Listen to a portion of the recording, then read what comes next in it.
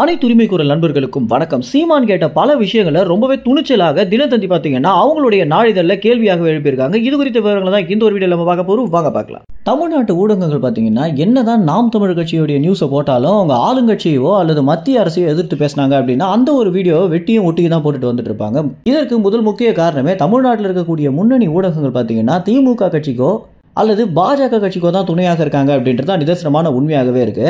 பொதுவாகவே இந்த மீடியா பார்த்தீங்கன்னா அவங்களுக்கு ஆதாயம் இல்லாத ஒரு விஷயத்த பண்ணவே மாட்டாங்க அப்படின்னு தான் சொல்லணும். திமுக கட்சிக்கு ஆதரவாக இருந்தால் மாநில அளவில் அவங்களுக்கு எந்த பிரச்சனையும் வராது அப்படின்னும், பாஜக கட்சிக்கு ஆதரவாக இருந்தால் மத்திய வரைக்குமே அவங்களுக்கு எந்த பிரச்சனையும் வராது அப்படின்ற காரணத்தினாலேயே இந்த இரண்டு கட்சிகளுக்கும் மாறி மாறி தன்னுடைய ஆதரவு பார்த்தீங்கன்னா முக்கிய ஊடகங்கள் கொடுத்துட்டு வந்துட்டு இருக்காங்க. இதுல இருந்து தற்போது தந்தி தொலைக்காட்சி ஒரு பெரிய மாற்றத்தை கொண்டு வந்திருக்காங்க அப்படின்னு தான் சொல்லணும்.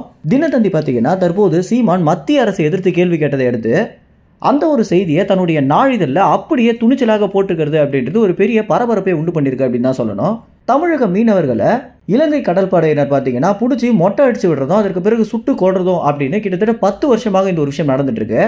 இந்த ஒரு விஷயத்தை எதிர்த்து ஆளுங்கட்சியாக இருக்கக்கூடியவங்க எந்த ஒரு கேள்வியுமே எழுப்ப மாட்டாங்க அப்படின்ற காரணத்தினாலேயே இந்த ஒரு விஷயத்தினால தமிழக மக்கள் பார்த்தீங்கன்னா அதிக அளவில் கொந்தளிச்சுட்டு வந்துட்டு இருக்காங்க.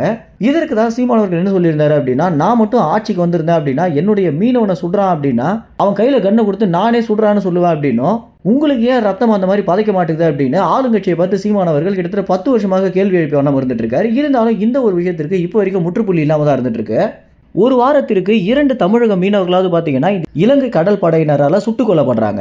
இந்த ஒரு செய்தியை நம்ம பார்த்துட்டு கடந்து போயிட்டு இருக்கோமே தவிர இதற்கு பார்த்தீங்கன்னா ஒரு முற்றுப்புள்ளி வைக்கிறதுக்காக சில விஷயங்களை முன்னெடுத்துமா அப்படின்னு கேட்டீங்கன்னா நிச்சயமாக இல்லை அப்படின்னு தான் சொல்லணும். அதாவது இந்த விஷயம் குறித்து துணிச்சலாக கேள்வி எழுப்பக்கூடிய சீமானுக்கும் ஆதரவு இல்லாம இந்த ஒரு விஷயத்தை ஒரு பொருட்டாகவே நம்ம கடந்து போயிட்டு இருக்கோம்.